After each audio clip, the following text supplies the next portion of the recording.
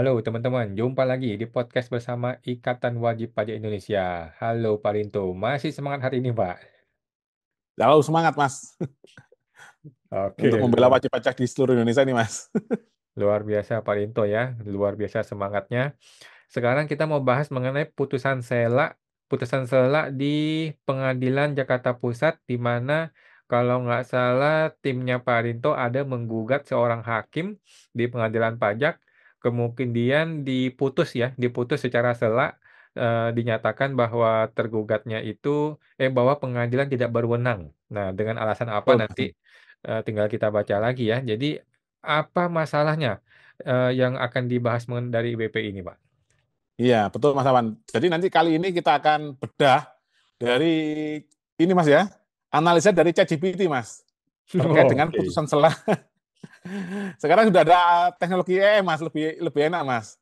Terkait Hmm. dengan putusan selah gugatan PT Area Indonesia terhadap ini, Mas ya, Bapak Junedi Eko Widodo dan kawan-kawan Hmm. yang dengan secara sengaja menghilangkan alat bukti dalam putusan pengadilan pajak, Mas Awan. Oke. Nah, jadi kasus ini sebenarnya ini, Mas, cerminan bahwa memang ada yang salah besar di dalam sistem pengadilan kita, Mas Awan. Ini kan kasusnya mirip dengan kasus dugaan ijazah palsu Bapak Jokowi, Mas. Oke. Itu kan Pak Jokowi selalu mengatakan bahwa akan menunjukkan ijazah aslinya jika diminta oleh pengadilan, Mas. Oke. Nah, masalahnya kan di pengadilan kan perkaranya tidak pernah masuk ke pokok perkara, Mas.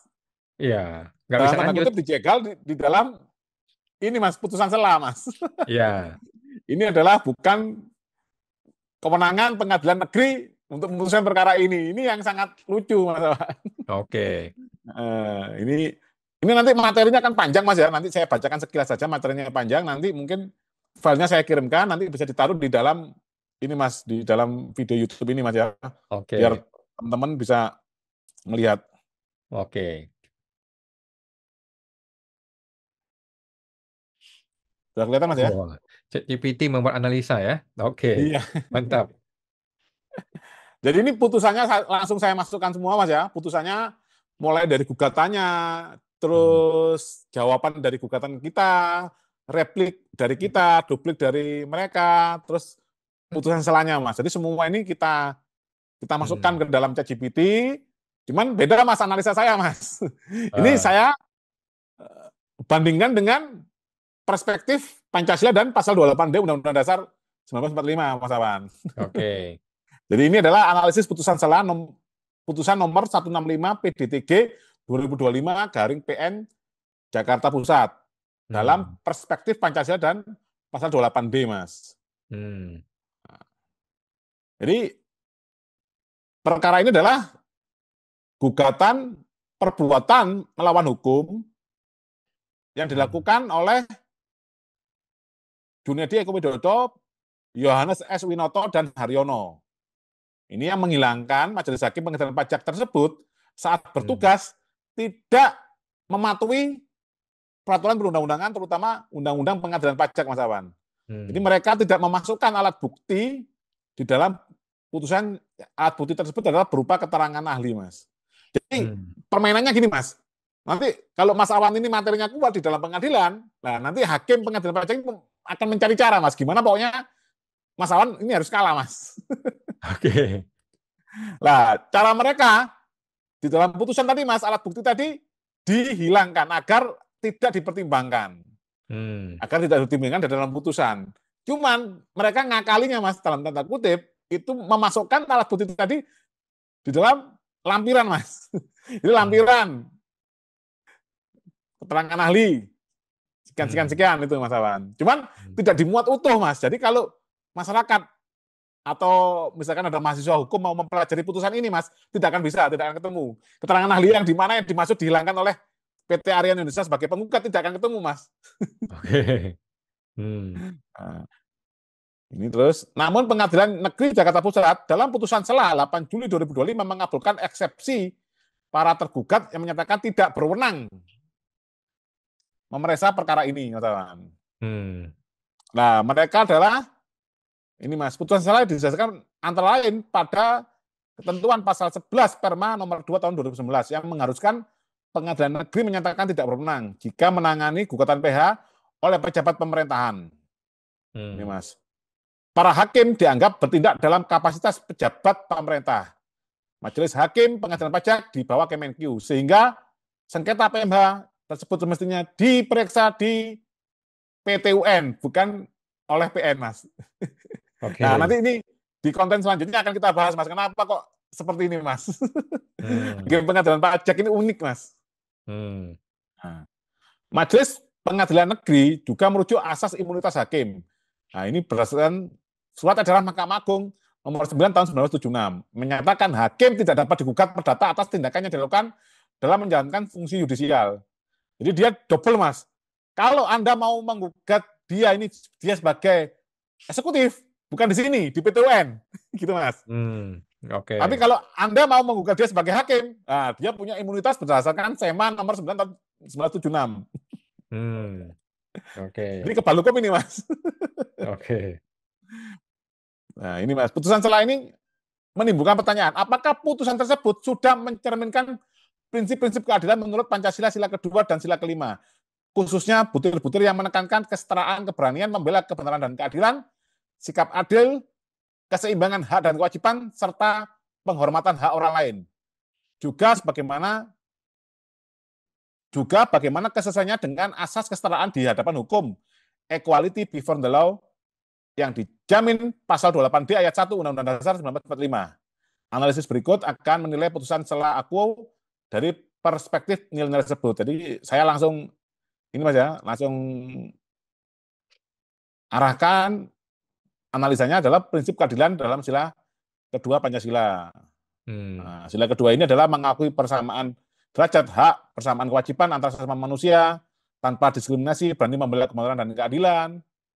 Nah, terus butir persamaan derajat hak dan kewajiban sila kedua Hmm. berarti para tergugat hakim pajak semestinya tidak mendapatkan keistimewaan hukum hanya karena jabatannya. Hmm. Terus semua warga negara termasuk pejabat publik atau hakim tunduk pada hukum secara setara. Tidak boleh Hmm. ada kekebalan mutlak yang membuat seseorang kebal dari upaya hukum apabila melakukan pelanggaran. Sementara itu, Butir berani membela kebenaran dan keadilan. Sila kedua menekankan tanggung jawab moral untuk mengungkap kebenaran dan menegakkan keadilan tanpa takut maupun pandang bulu.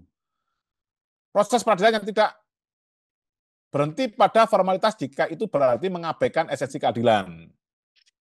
Nah, padahal di Undang-Undang Kekuasaan Kehakiman itu hakim tidak boleh menolak perkara, Mas. Oke.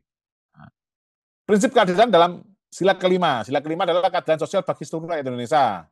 Menegaskan bahwa keadilan harus diwujudkan dalam kehidupan bermasyarakat dan bernegara. Beberapa butir pengamalan sila kelima yang relevan dengan kasus ini antara lain mengembangkan sikap adil terhadap sesama, menjaga keseimbangan antara hak dan kewajiban, serta menghormati hak orang lain. Butir Hmm. bersikap adil menuntut aparatur peradilan hakim untuk berlaku imparsial dan memberikan keadilan kepada semua pihak yang berperkara tanpa memihak. Hmm. Keadilan sosial menuntut keseimbangan di antara hak tersebut. Nah, ini Mas. Butir menjaga keseimbangan antara hak dan kewajiban. Nah, setiap hak istimewa karena jabatan mesti diiringi tanggung jawab. Nah, ini kan kayak hakim pajak Mas ya. Dia kan istimewa Mas ya. Dia kan di peradilannya di bawah Mahkamah Agung, sementara pembinaan organisasinya di bawah Kementerian Keuangan. Hmm. Hakim pajak mungkin memiliki hak imunitas dalam memutus perkara, tetapi kewajibannya adalah menjalankan peradilan dengan jujur, cermat, dan adil. Hmm. Penggugat tidak semata menuntut haknya, keadilan atau ganti rugi tanpa memenuhi prosedur hukum yang benar.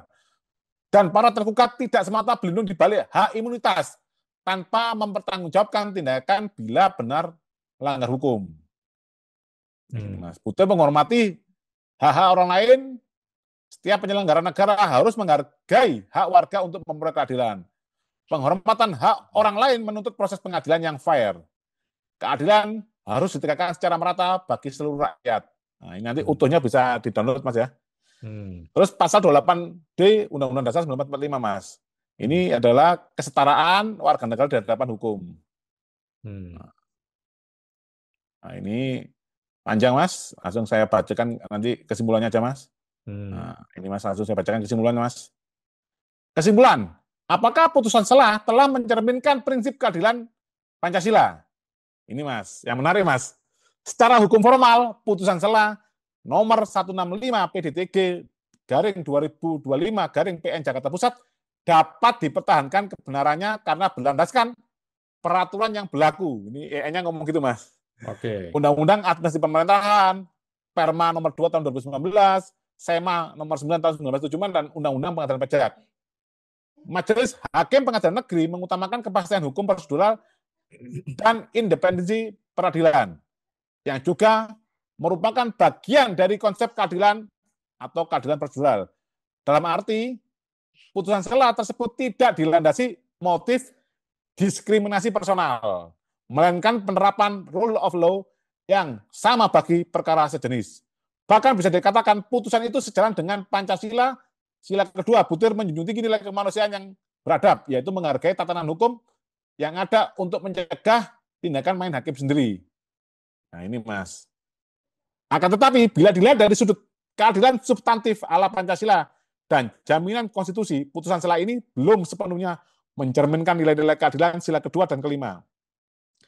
Beberapa alasan utamanya. Satu, ketimpangan akses keadilan. Penggugat sebagai warga negara merasa tidak mendapat perlakuan setara di muka hukum dibanding ketika berperkara dengan selain hakim. Prinsip kesetaraan sila kedua dan pasal 28D dalam prakteknya tersendat karena ada aturan imunitas yang membuat posisi hukum para tergugat berbeda. Nah ini Mas. Meskipun tujuannya melindungi kepentingan umum, efeknya pada kasus ini adalah hak penggugat untuk memulai pengadilan atas keluhannya menjadi terhalang. Ini bertentangan dengan semangat persamaan derajat dan hak tanpa diskriminasi. Yang kedua, belum terjawabnya substansi kebenaran dan keadilan. Sehingga kebenaran material apakah benar terjadi pelanggaran oleh hakim pajak tidak pernah diperiksa. Yang ketiga, keadilan bagi seluruh pihak belum imbang. Keempat, kesetaraan di hadapan hukum secara material terganggu. Walaupun putusan mengacu pada asas imunitas hakim, Mahkamah Konstitusi sendiri telah menggarisbawahi bahwa imunitas tersebut bukan blank check dan tidak meliputi tindakan hakim yang melanggar hukum atau keadilan. Ini sejalan dengan Pancasila yang anti privilege tanpa akuntabilitas dengan menutup mata pada kemungkinan ultra vires dan itikat buruk para tergugat. Putusan sela ini bisa dibilang kurang sejalan dengan semangat MK dan Pancasila menempatkan hukum di atas jabatan. Nah, singkatnya, putusan sela ini legal namun belum sepenuhnya adil menurut parameter Pancasila sila kedua dan kelima serta pasal 28D Undang-Undang Dasar 1945. Nah ini Mas. Nah seperti ini Mas, ini salah satu hasil analisa AI ini adalah putusan MK nomor 5 tahun 2006 Mas. Nah ini yang nanti di konten selanjutnya akan kita bahas. Putusan ini hilang Mas. Oh, oke. Nah, jadi putusan ini hilang karena hakim tidak serta-merta punya hak imunitas penuh Mas.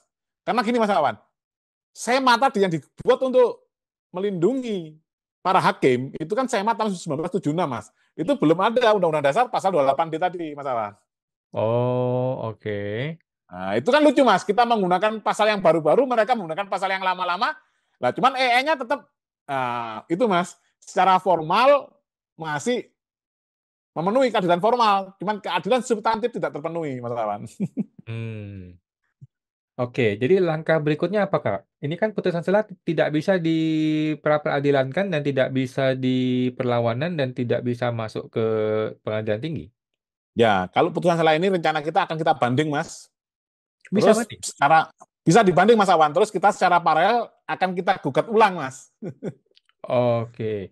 Tapi objek yang sama kan tidak boleh digugat kembali. Bisa Mas Awan objek yang sama, cuman harus kita tambahkan tergugatnya Mas. Ini kan 3 orang ini Hmm. Mas ya, kita tambah 1 Mas, yaitu yang kita sebut panitera. Nanti biar terlihat Oh, Mas, apakah yang menghilangkan itu paniteranya atau panitera itu disuruh oleh hakimnya Mas. Jadi pihaknya berbeda Mas, itu boleh digugat ulang Mas. oke. Pihaknya harus beda. Oke, oke, oke. Oke, menarik teman-teman ya. Jadi sidang ini masih akan berlanjut kira-kira 35 tahun lagi ya. Oke. Kita baik, terima kasih Pak Rinto. Kita jumpa lagi di podcast berikutnya, Pak. Mari. Oke, sama-sama Mas.